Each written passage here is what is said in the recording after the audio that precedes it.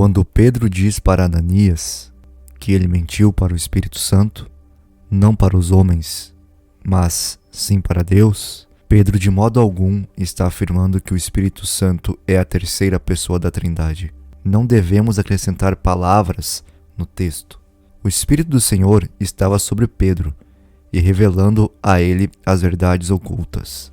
Pois Jesus falou: "O Espírito vos guiará por toda a verdade." Então é lógico que Pedro sabia que Ananias estava mentindo. É justamente por isso que ele falou para Ananias que ele não estava mentindo para os homens, mas para o Espírito Santo de Deus que estava sobre Pedro. Não precisa ser um terceiro Deus de uma trindade. Deus enviou o seu Espírito para estar conectado ao Espírito do homem. Já que o Espírito Santo não é uma pessoa, o Pai é uma pessoa? Irmãos, quem ensina isso são doutrinas de homens. Não é a palavra de Deus que criou esses termos. Abre aspas, primeira, segunda, terceira pessoa da Trindade, fecha aspas. Ou, abre aspas, da Santíssima Trindade, fecha aspas. Em nenhum lugar das Escrituras que foram inspiradas pelo Espírito Santo de Deus, vocês acham isso.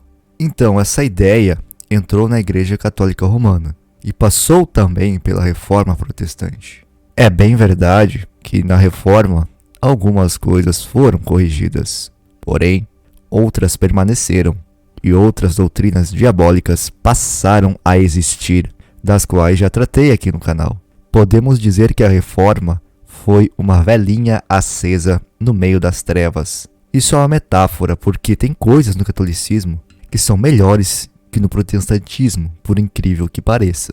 Só que estamos vivendo um tempo onde Deus não quer acender apenas uma velinha. Se vocês já leram Enoque, sabem que está lá escrito que nos últimos dias o conhecimento se multiplicará 7 vezes mais.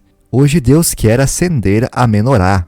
E no momento que a menorá é acesa, essa doutrina da Trindade não consegue passar batida. Porque antes era a Trindade juntamente com Maria, mas para os romanistas ainda é até hoje. Mas nós sabemos que Maria não é a rainha do céu e não intercede pelos homens. Mas enfim, não são 3 deuses, é apenas Elohim, o Pai e o Filho. Elohim, traduzido para o português, fica deuses. E isso escandaliza muita gente. Quando colocamos o Pai e o Filho como deuses, escandaliza. Mas apesar de serem 2, ambos formam um único Deus, por causa da conexão do Espírito Santo.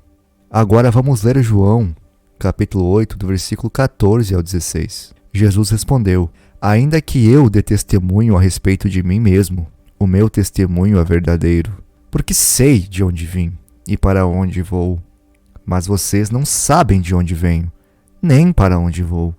Vocês julgam segundo a carne, eu a ninguém julgo, e se julgo, o meu juízo é verdadeiro, porque não sou só eu que julgo, mas eu e o Pai que me enviou."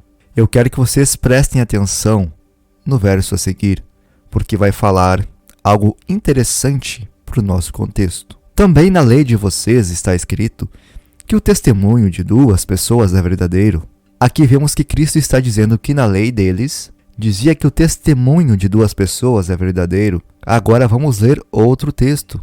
"Eu dou testemunho de mim mesmo, e o Pai que me enviou também dá testemunho de mim." O texto que eu quero que vocês prestem atenção é este, Mateus capítulo 18, versículo 15. "Se o seu irmão pecar contra você, vá e repreenda-o em particular. Se ele ouvir, você ganhou o seu irmão.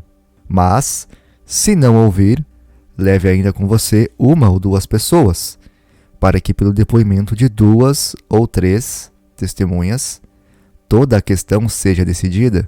Quando Cristo fala a respeito do testemunho, ele diz que o Pai testificou dele e ele mesmo também. Vejam só, se a doutrina trinitariana fosse verdadeira, ficaria melhor se Cristo tivesse dito que o Pai e o Espírito Santo testificam ao seu respeito. É lógico que ficaria melhor. Mas se Cristo disse que o Pai e Ele mesmo é que testificam, ou seja, são 2 testemunhas. Mas e o Espírito Santo? Não existe? É evidente que existe. O Espírito Santo do Pai estava sobre o Filho.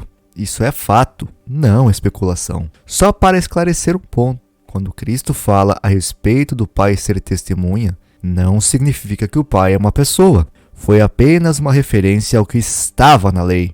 Então vejam, se o testemunho dos homens é válido, quanto mais o testemunho de Deus. Jesus encarnou como um homem de carne e sangue, logo era uma pessoa. Então, dessa forma, testificou de si mesmo. Porém, o Pai não é carne e sangue, não é uma pessoa. O Pai é Deus, não há ninguém maior que o Pai. O Espírito Santo ouve, sente, se manifesta, sente tristeza, é consolador. E isso não significa que ele seja a terceira pessoa da Trindade, mas, logicamente, porque tem sentimentos que vêm do Senhor. Esse é o Espírito enviado.